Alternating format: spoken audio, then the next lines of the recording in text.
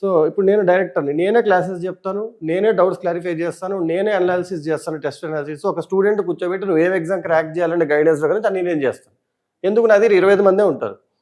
అదే నేను 250 మెంబర్స్ తీసుకుంటే నేను కూడా ఈ పని చేయలేను. కాబట్టి మా లైవ్ ట్రైనింగ్లో 25 మెంబర్స్ బ్యాచెస్తో నడుపుతూ వచ్చాము. కానీ ఇలా బయట వందలాది మంది, వేలాది మంది పిల్లలు ఇబ్బంది పడుతూ మోసపోతుండడం చూసాం. సో వీళ్ళందరికీ అందుబాటులో ఉంటూ ఏదో ఒక ఆసరా ఇస్తే బాగుంటుంది. ఇంత దూరం వచ్చి ఇంత ఖర్చు పెట్టి డైల్యూట్ అయిపోయిన క్వాలిటీ వినడం కన్నా వాళ్ళున్న ప్లేస్లో రోజు 1 గంటన్నర కనుక ఫోకస్డ్, కాన్సన్ట్రేటెడ్, బెస్ట్ క్వాలిటీ వినగలిగితే రిజల్ట్స్ బాగా వస్తాయని నమ్మి మేము లైవ్ క్లాసెస్లో ఏవైతే ట్రైనింగ్ ఇస్తామో వాటన్నిటి రికార్డ్ చేసి ఆ రికార్డెడ్ కంటెంట్ని వీళ్ళకి అందించడం జరుగుతుంది. సో యాప్లో వీళ్ళకి వచ్చేది ఏంటి అంటే నేను నా 25 మంది స్టూడెంట్స్కి ఏదైతే చెప్తానో అదే లెసన్స్ వీళ్ళు వింటారు, అదే క్వాలిటీ వింటారు.